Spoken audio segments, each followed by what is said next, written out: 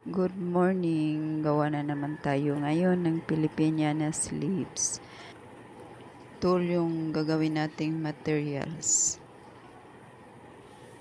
Yung tool medyo stretchy, saka masilan yung cloth. Saka see-through. Tupiin muna natin double yung cloth. Tapos, lagay natin yung molder natin.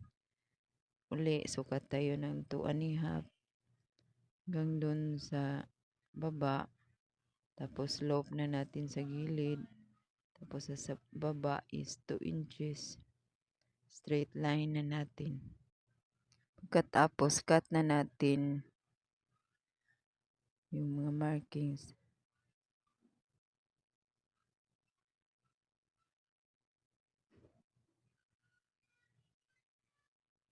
Yan, double cloth yan kasi para matibay kasi manipis lang yung tool. Tapos splits na natin siya sa molder para ihanda siya sa paggawa ng Filipiniana sleeves.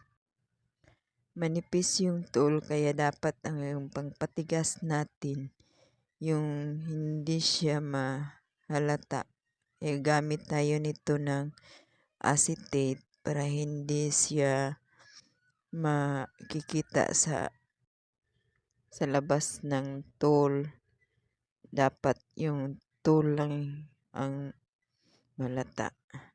Tapos gawa tayo ng 2.5 na long strand para gawin nating design.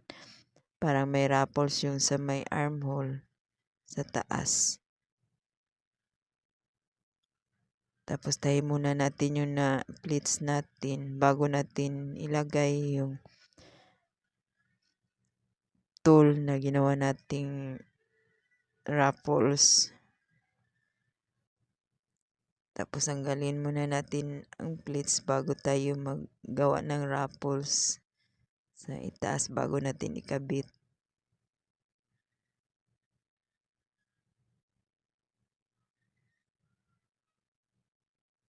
Tayo muna natin siya sa taas. Pagkatapos, lagyan natin ng piping para malinis siya tingnan. Tapos safe din siya sa gilid-gilid. Hindi masisira yung mga edges ng armhole.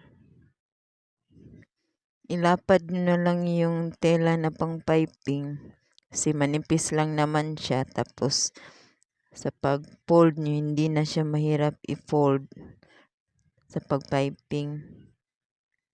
Yan, katulad yan, double. Bali, 2 inches. Tapos pag pin-fold natin, naging 1 inch. At saka pagka-fold na, maliit na lang siya.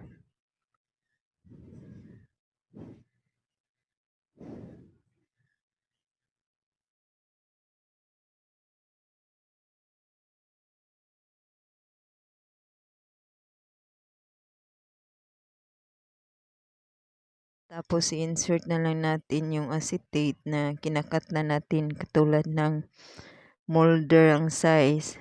Tapos itahin na lang din natin yung molder sa tool para hindi siya gagalaw, hindi siya matatanggal kapag sinusuot na natin.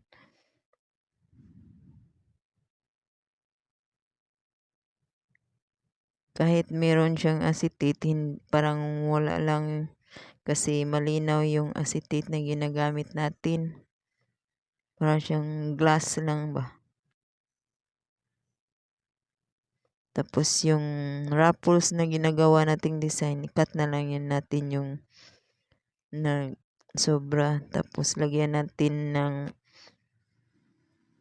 lace na design para matakpan din yung tahi-tahi. Tapos malinis siya tingnan. Ayan.